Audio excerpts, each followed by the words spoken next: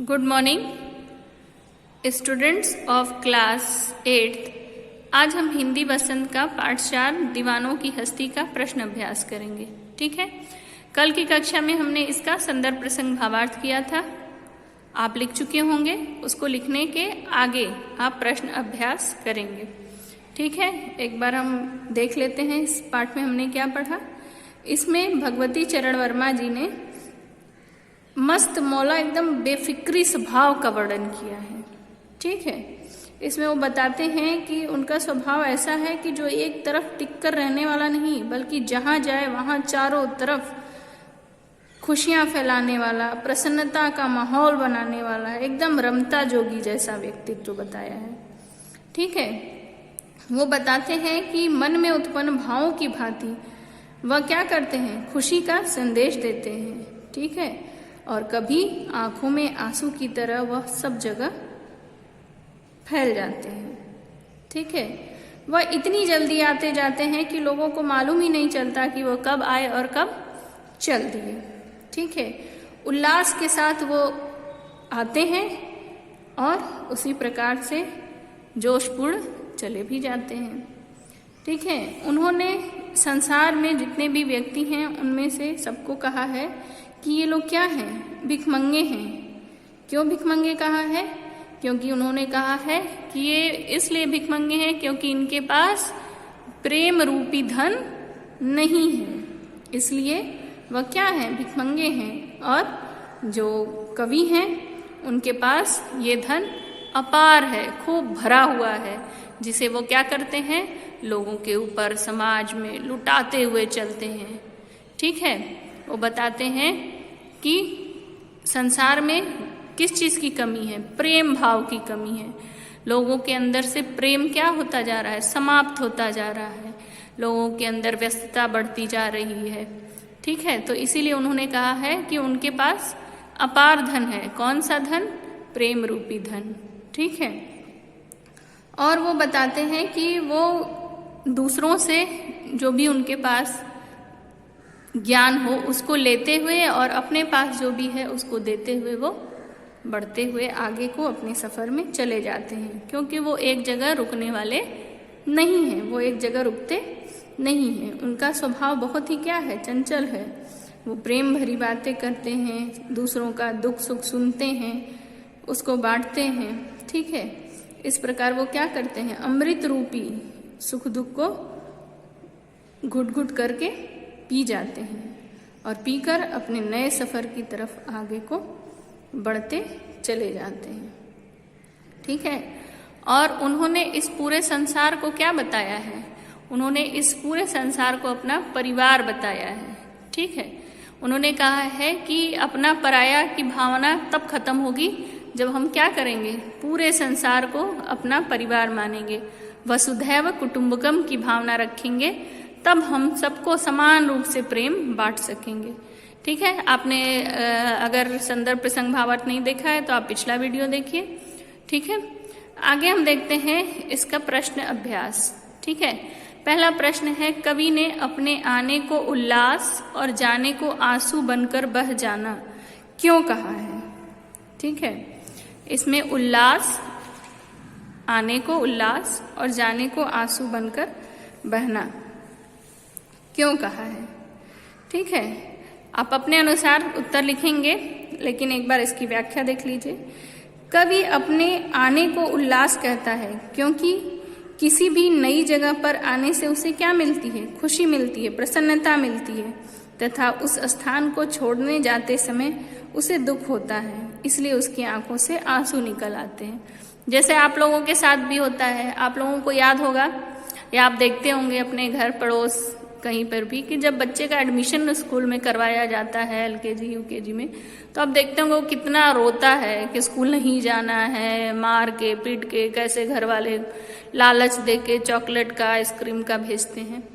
ठीक है, लेकिन जब वो बच्चे उसे स्कूल में रह के जब 12th पास आउट करके निकलते हैं तो उनको क्या होता है, बिछड़ने का दुख होता है। उनको लगता है कि ये मेरा कितना बहुमूल्य समय था, मेरे फ्रेंड्स थे, मेरे टीचर्स हैं, सब छूट रहा है, आगे की जीवन की जो जर्नी है, यात्रा है, वो शुरू हो रही है, कठिन दौर होगा। तो इसीलिए यहाँ पर कवि एक प्रकार से आम जीवन में सबके साथ कहा जा रहा है, आपके जीवन में यही सुव्यवस्थित हो रहा है। ठीक है, तो वह अन्य लोगों को में क्या करते हैं, खुशियां बांटते हैं, जिससे वह अपना दुख भूल जाते हैं। जब वह जाते हैं तो यह दुख लेकर जाते हैं कि ये खुशियां उनके लिए हमेशा के लिए क्यों नहीं है। ठीक है, ये खुशियां हमेशा के लिए नहीं है और उनकी आंखों से आंसू आ जाते हैं। ठीक है, एक बार फिर से देख लीजिए। कवि अपने आने को उल्लास कहता है क्योंकि किसी भी नई जगह पर आने से उसे खुशी मिलती है तथा उस स्थान को छोड़कर जाते समय दुख होता है, इसलिए आंखों से आंसू निकल जाते हैं। वह अन्य लोगों को खुशियां बांटता है जिससे वे अपना दुख भूल जाते हैं। जब वह जाता है तो वह यह दुख लेकर जाता है कि ये खुशियां हमेशा के लिए नहीं हैं और उसकी आंखों में आंसू आ जाते हैं। ठीक है, अगला प्रश्न है, भिखमंगों की दुनिया में बेरोक प्यार लुटाने वाला कवि ने ऐसा क्यों कहा है कि वह अपने हृदय पर असफलता का एक निशान भार की तरह लेकर जा रहा है। क्या वह निशान है या प्रसन्नता है? क्या वह निराश है या प्रसन्न है? फिर से देख लीजिए प्रश्न। भिखमंगों की दुनिया में बेरोक प्यार लुटाने वाला कवि ने ऐसा क्यों कहा है कि वह अपने हृदय पर असफलता का एक निशान भार की तरह लेकर जा रहा है? क्या वह निराश है या प्रसन्न है? ये आप अपने अनुसार, आपको पूछा गया है। ठीक है, आप अपने अनुसार इसका उत्तर लिखेंगे। फिर भी एक देख लीजिए व्याख्या इसकी। यहाँ भिखमंगों की दुनिया से कवि का आशय है कि यह दुनिया केवल क्या है, लेना जानती है, देना कुछ नहीं जानती है। कवि ने भी इस दुनिया को प्यार दिया पर इसके बदले में उसे वह प्यार नहीं मिला जिसकी वह आशा करता है। कवि के लिए यह उसकी असफलता है, इसीलिए वह अपने हृदय पर असफलता का एक निशान भार की तरह लेकर जा रहा है। अतः कवि क्या है, निराश है। ठीक है, वह समझते हैं कि प्यार और खुशियां लोगों के जीवन में भरने में वह क्या रहे, असफल रहे। ठीक है, फिर से इसका उत्तर एक बार देख लीजिए। यहाँ भिखमंगों की दुनिया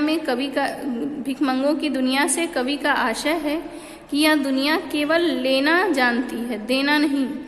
कवि ने भी इस दुनिया को प्यार दिया पर इसके बदले में उसे वह प्यार नहीं मिला जिसकी वह दुनिया से आशा करता है। कवि के लिए यह उसकी असफलता है, इसलिए वह अपने हृदय पर असफलता का एक निशान भार की तरह लेकर जा रहा है। अतः कवि निराश है। वह समझते हैं कि प्यार और खुशियां लोगों के जीवन में भरने में वह क्या रहे, असफल रहे। ठीक है, अगला प्रश्न और अंतिम देख लेते हैं। कविता की ऐसी कौन सी बात है जो आपको सबसे अच्छी लगी है? तो आप ही बता सकते हैं। ठीक है, मैं एक बार इसकी व्याख्या कर देती हूँ। कविता में सबसे अच्छी बात जो लगी वह है कवि का जीने का नजरिया। ठीक है, नजरिया सबसे बड़ी चीज होती है, क्योंकि आप देखेंगे उतने में ही कुछ लोग बहुत प्रसन्नता से अच्छा जीवन जीते हैं। ठीक है, सकारात्मक, और कुछ लोग उसमें क्या रहते हैं, नकारात्मक और निराशा से भरे, दुखी से रहते हैं। ठीक है, तो ये किसके ऊपर डिपेंड करता है, ह्यूमन नेचर के ऊपर, कैसा आपके स्वभाव, कैसा स्वभाव है, प्रकृति है कैसी। ठीक है, तो देखिए कविता में सबसे अच्छी बात जो लगी वह ये है कि कवि का जीने का नजरिया। वह हर परिस्थिति में, कठिनाइयों में क्या करता है, उनको झेलते हुए खुश रहता है। ठीक है, और सबको प्यार देकर खुश रहना चाहता है। कवि कहते हैं कि हम सबके सुख दुख एक हैं तथा हमें एक साथ इन सुखों और दुखों को भोगना पड़ता है। अतः हमें दोनों परिस्थितियों का सामना समान भाव से करना चाहिए।